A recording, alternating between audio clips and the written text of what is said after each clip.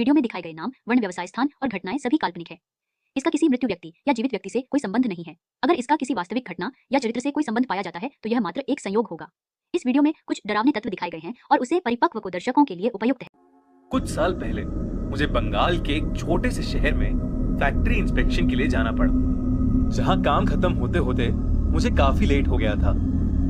इसीलिए मैं उस फैक्ट्री के पास वाले होटल में जाके ठहर गया। जब मैं वहां पहुंचा तो रिसेप्शनिस्ट ने मुझे बताया कि सारे रूम्स फुल हो चुके हैं। काफी रात हो चुकी थी और बाहर बहुत ज्यादा ठंड थी। इतनी देर रात मैं कहां जाता। मैंने उस रिसेप्शनिस्ट से बहुत रिक्वेस्ट करी और मेरी लाख मिन्नतों के बाद उसने मुझे 6th फ्लोर पर एक रूम दे दिया। पर रूम में जाते जाते उसने मुझसे एक बात बोली जिसे सुनकर मुझे थोड़ा अजीब लगा। वो बोला कि आप अपना रूम 12 बजे के बाद बिल्कुल मत खोलिएगा। मैंने उस बात पर ज्यादा गौर नहीं किया और उसे पानी की बोतल भिजवाने के लिए बोलकर मैं अपने रूम चला गया। मैं इतना थका हुआ था कि मुझे कब नींद आई मुझे पता ही नहीं चला। मैं सो ही रहा था कि मेरे रूम पर ठक ठक हुई। मुझे लगा कि फाइनली पानी की बोतल आ गई है।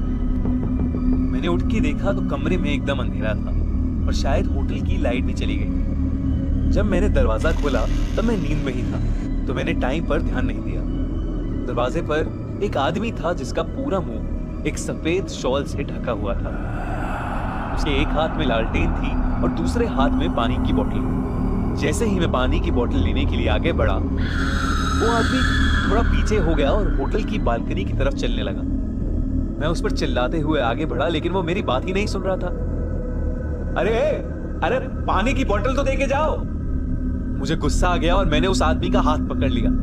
वो एक पल के लिए रुका और पीछे मुड़ा। फिर जैसे ही मैंने उससे पानी छीनने की कोशिश करी, वो आदमी मेरे ऊपर जोर से चिल्लाया और उसकी शॉल उसके मुंह से हट गई। मैंने जो देखा वो देखकर मैं हक्का बक्का रह गया। उस आदमी की आंखें नहीं थी, सर ऊपर से खुला हुआ था और पूरा चेहरा जला पड़ा था। मैं एकदम से बहुत ज्यादा घबरा गया और तुरंत अपने कमरे की ओर वापस भागा। मैंने देखा कि घड़ी में 1:30 बज रहा है और तब मुझे उस रिसेप्शनिस्ट की बात याद आई। तभी मेरे रूम में वापस ठक ठक हुई। मैंने इस बार दरवाजा नहीं खोला और रिसेप्शन पर कॉल लगाया। रिंग बजती रही लेकिन किसी ने भी फोन नहीं उठाया। मैं सारी रात दरवाजे पर ठक ठक की आवाज से बहुत ज्यादा डर गया था और सुबह सूरज निकलते ही मैंने रिसेप्शनिस्ट के पास जाकर उसे खूब डांटा। तब उस रिसेप्शनिस्ट ने मुझे बताया कि कुछ साल पहले रात के 12 बजे के बाद उस होटल के 6th फ्लोर पर एक आदमी ने खुद को जलाकर सुसाइड की थी। उसके बाद से उस आदमी की आत्मा उसी फ्लोर पर भटकती है और उस रूम में रुकने वाले लोगों में से कुछ लोग 6th फ्लोर की बालकनी से गिरकर मर भी चुके हैं और इसीलिए वो 6th फ्लोर का कोई भी रूम किसी को अलॉट नहीं करता। ये सुनकर मैंने खुद को खुशनसीब माना कि मैं जिंदा हूं और सुबह सुबह ही उस होटल से निकलकर वापस अपने घर आ गया।